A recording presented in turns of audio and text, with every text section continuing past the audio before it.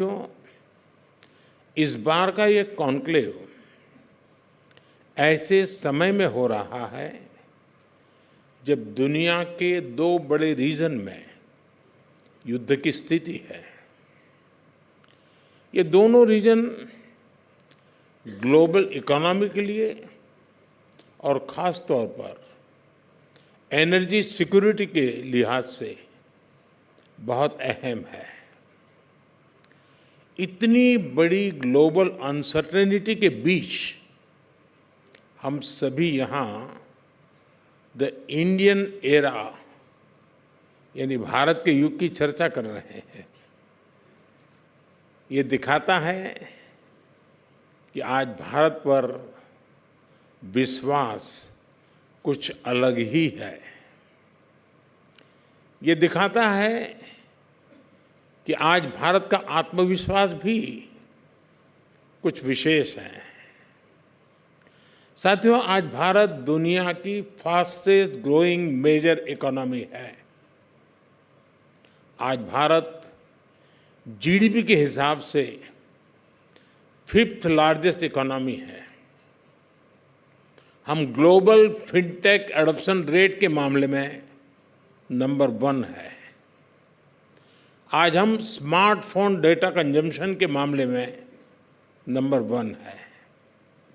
हम internet users के मामले में दुनिया में नंबर 2 है। दुनिया की करीब करीब आधी रियल टाइम डिजिटल ट्रांजैक्शन आज भारत में हो रही है। आज भारत में दुनिया का तीसरा सबसे बड़ा स्टार्टअप इकोसिस्टम है। रिन्यूएबल एनर्जी कैपेसिटी के मामले में भारत नंबर 4 पर है। अगर मैन्युफैक्चरिंग की बात करें तो भारत दुनिया का दूसरा सबसे बड़ा मोबाइल मैन्युफैक्चरर है। भारत 2 व्हीलर्स और ट्रैक्टर्स का सबसे बड़ा मैन्युफैक्चरर है। और इतना ही नहीं, भारत दुनिया का सबसे युवा देश है। दुनिया में तीसरा सबसे बड़ा साइंटिस्ट और टेक्नीशियंस का पूल भारत में है। यानी साइंस हो, टेक्नोलॉजी हो, इनोवेशन हो, भारत क्लियरली एक स्वीट स्पॉट पर उपस्थित है। साथियों, रिफॉर्म, परफॉर्म और ट्रांसफॉर्म के मंत्र पर चलते हुए हम लगातार निर्णय ले रहे हैं, देश को तेज गति से आगे बढ़ा रहे हैं। यही वो इम्पैक्ट है जिसके कारण भारत के लोगों ने 60 साल बाद लगातार तीसरी बार किसी सरकार को चुना है। जब लोगों का जीवन बदलता है तब लोगों में ये भरोसा आता है कि देश सही रास्ते पर चल रहा है। यही भावना भारत की जनता के मैंडेट में दिखती है। 140 करोड़ देशवासियों का ये विश्वास इस सरकार की सबसे बड़ी पूंजी है। हमारा कमिटमेंट है कि भारत को विकसित बनाने के लिए लगातार स्ट्रक्चरल रिफॉर्म्स करते रहेंगे। हमारा ये कमिटमेंट आप हमारे 3rd टर्म के पहले 3 महीनों के काम में भी देख सकते हैं। बोल्ड पॉलिसी चेंजेस, जॉब्स और स्किल्स को लेकर मजबूत कमिटमेंट, सस्टेनेबल ग्रोथ और इनोवेशन पर फोकस, आधुनिक इंफ्रास्ट्रक्चर, क्वालिटी ऑफ लाइफ और तेज ग्रोथ की कंटिन्यूटी, ये हमारे पहले 3 महीनों की पॉलिसीज का रिफ्लेक्शन है। इस दौरान 15 ट्रिलियन रुपीस यानी 15 लाख करोड़ रुपए से अधिक के डिसीजंस लिए गए हैं। इन्हीं 3 महीनों में भारत में अनेक मेगा इंफ्रास्ट्रक्चर प्रोजेक्ट्स पर काम शुरू हुआ है। हमने देश में 12 इंडस्ट्रियल नोड्स बनाने का भी निर्णय लिया है। हमने देश में 3 करोड़ नए घर बनाने को भी मंजूरी दी है। साथियों, भारत की ग्रोथ स्टोरी का एक और नोटेबल फैक्टर है और वो है इंक्लूसिव स्पिरिट। पहले सोचा जाता था कि ग्रोथ होती तो है, इनइक्वालिटी, असमानता भी साथ ही बढ़ती है, लेकिन भारत में इसके विपरीत हो रहा है। भारत में ग्रोथ के साथ इंक्लूजन भी हो रहा है। इसी का परिणाम है कि पिछले 10 साल में 250 मिलियन यानी करीब करीब 25 करोड़ लोग गरीबी से बाहर निकले हैं।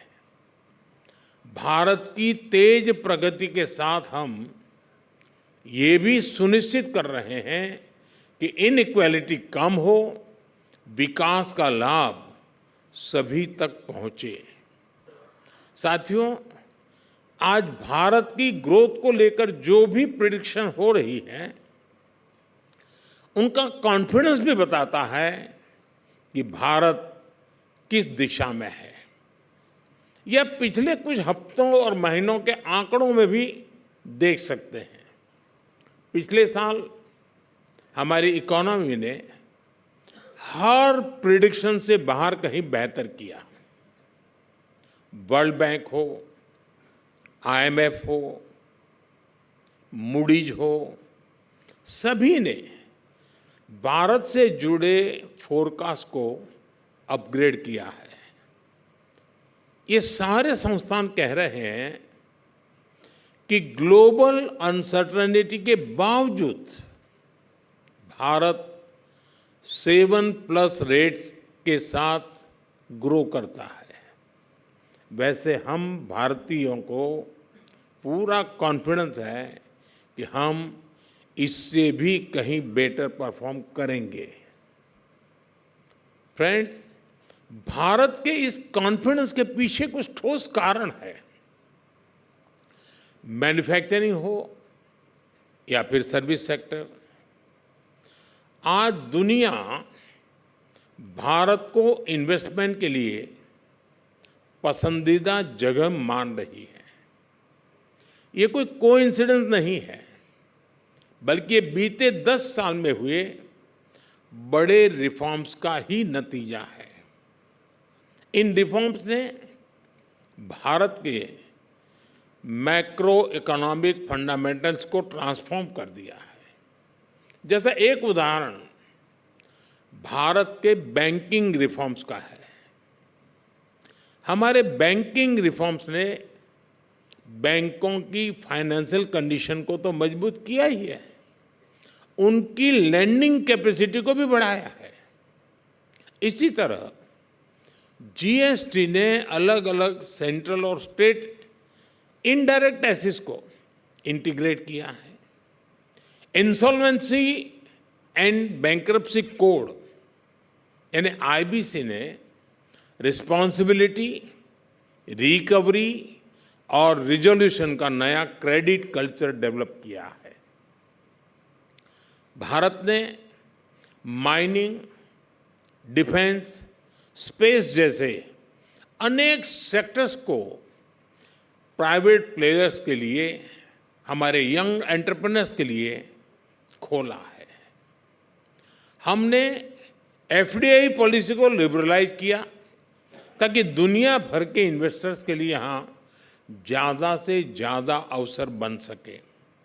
हम अपनी लॉजिस्टिक कॉस्ट और टाइम को कम करने के लिए आधुनिक इंफ्रास्ट्रक्चर पर फोकस कर रहे हैं। हमने बीते दशक में इंफ्रास्ट्रक्चर पर इन्वेस्टमेंट को अभूतपूर्व स्केल पर बढ़ाया है। साथियों, भारत ने प्रोसेस रिफॉर्म्स को सरकार की कंटिन्यूअस एक्टिविटीज का हिस्सा बनाया है। हमने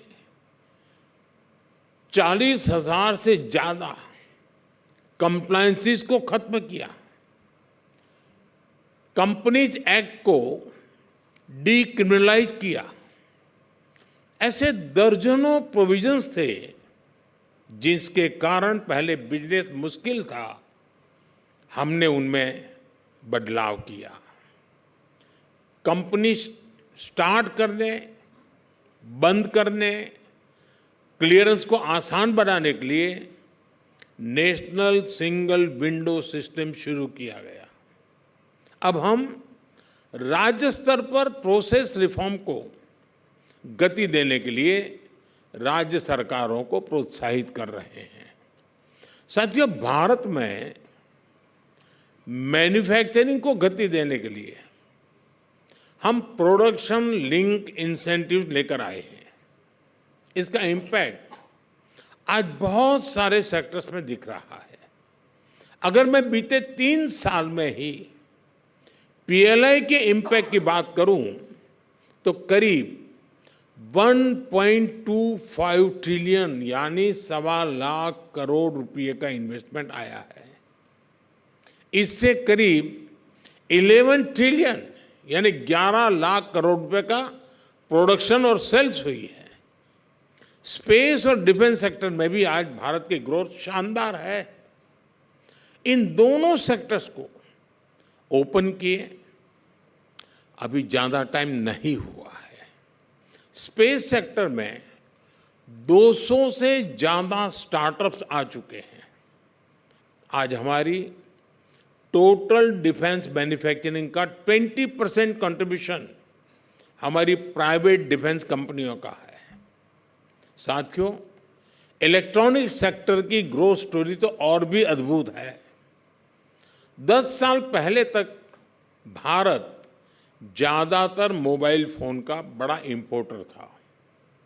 आज 330 मिलियन यानी 33 करोड़ से ज्यादा मोबाइल फोन भारत में बन रहे हैं। यानी आप कोई भी सेक्टर देख लें, आज भारत में इन्वेस्टर्स के लिए इन्वेस्टमेंट्स और इन्वेस्टमेंट पर ज्यादा रिटर्न के बेहतरीन मौके हैं। साथियों, आज भारत का फोकस एआई और सेमीकंडक्टर जैसी क्रिटिकल टेक्नोलॉजीज पर भी है।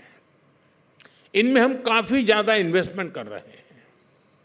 हमारे एआई मिशन से एआई के क्षेत्र में रिसर्च और स्किल्स दोनों में वृद्धि होगी। इंडिया सेमीकंडक्टर मिशन के कारण 1.5 ट्रिलियन रुपए यानी 1.5 लाख करोड़ रुपए का इन्वेस्टमेंट हो रहा है।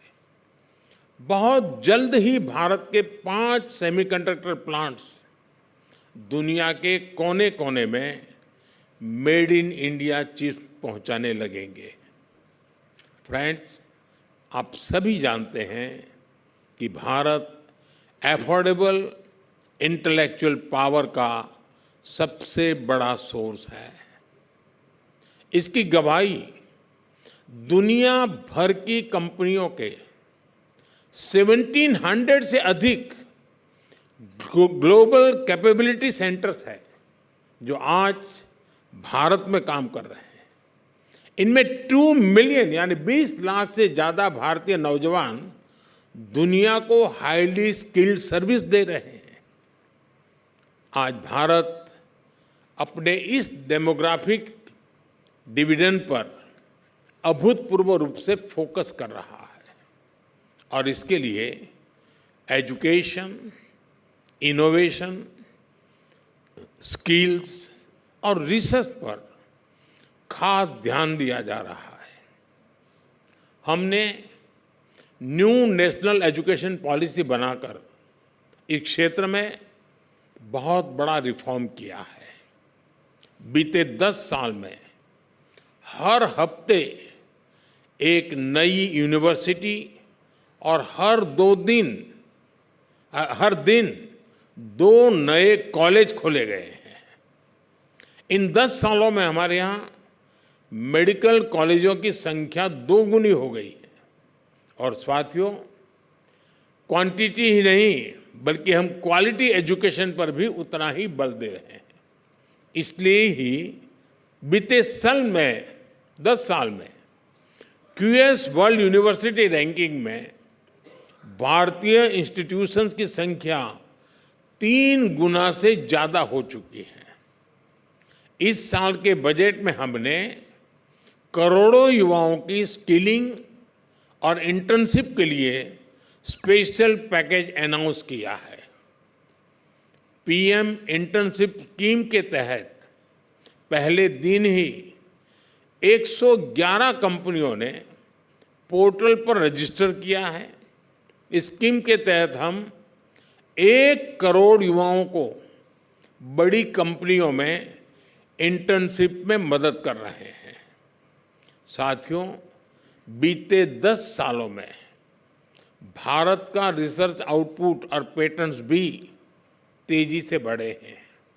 10 साल से भी कम समय में भारत ग्लोबल इनोवेशन इंडेक्स की रैंकिंग में 81 से 39 स्थान तक पहुंचा है।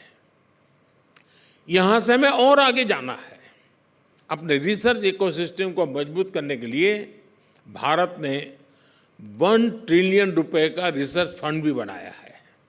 साथियों, आज ग्रीन फ्यूचर, ग्रीन जॉब्स के मामले में भी भारत में और भारत से बहुत उम्मीदें हैं और उतनी ही आपके लिए इस सेक्टर में अपॉर्चुनिटीज भी हैं। आप सभी ने भारत की प्रेसिडेंसी में हुई G20 समिट को फॉलो किया है। इस समिट की अनेक सक्सेस स्टोरी में से एक ग्रीन ट्रांजिशन को लेकर नया उत्साह भी रहा है। G20 समिट के दौरान ही भारत की पहल पर ग्लोबल बायोफ्यूल अलायंस लॉन्च किया गया। G20 के सदस्य देशों ने भारत के ग्रीन हाइड्रोजन एनर्जी डेवलपमेंट को मजबूती से समर्थन दिया। भारत में हमने इस दशक के अंत तक 5 मिलियन टन ग्रीन हाइड्रोजन के प्रोडक्शन का टारगेट रखा है। भारत में हम सोलर पावर प्रोडक्शन को भी माइक्रो लेवल पर ले जा रहे हैं। भारत सरकार ने पीएम सूर्यघर मुफ्त बिजली स्कीम शुरू की है। ये रूफटॉप सोलर स्कीम है, लेकिन इसका स्केल बहुत बड़ा है। रूफटॉप सोलर सेटअप के लिए हम हर फैमिली को फंड कर रहे हैं। सोलर इंफ्रा इंस्टॉल करने में भी सपोर्ट कर रहे हैं। अब तक 13 मिलियन यानी 1 करोड़ 30 लाख से ज़्यादा फैमिलीज इसमें रजिस्टर हो चुकी है। यानी इतने लोग सोलर पावर प्रोड्यूसर बन चुके हैं।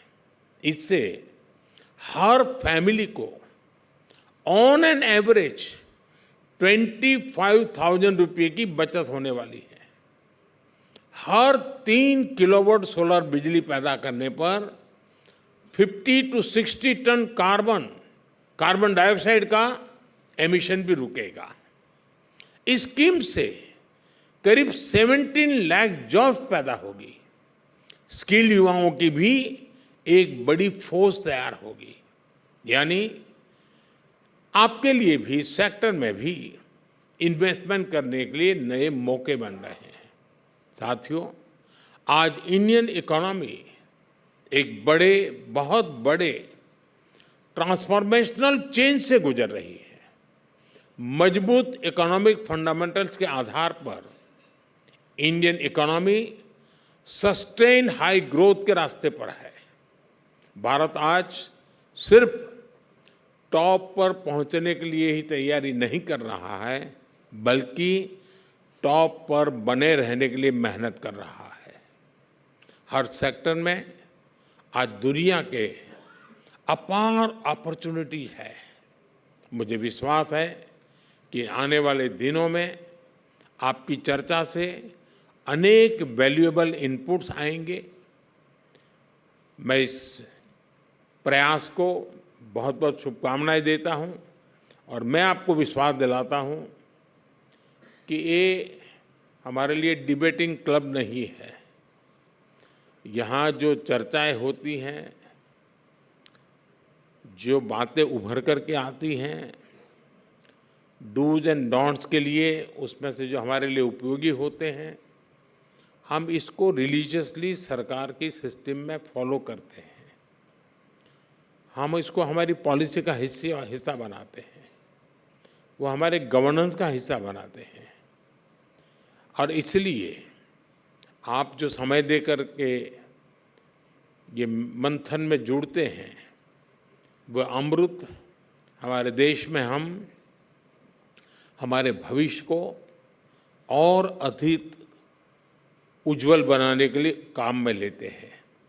और इसलिए आपका योगदान हमारे लिए बहुत महत्वपूर्ण है। आपका एक एक शब्द हमारे लिए मूल्यवान है। आपके विचार, आपका अनुभव, ये हमारी पूंजी है।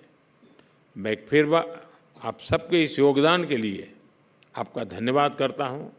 मैं इस प्रयास के लिए एन.के. सिंह और उनकी पूरी टीम को बहुत बहुत बधाई देता हूं। बहुत बहुत शुभकामनाएं। धन्यवाद।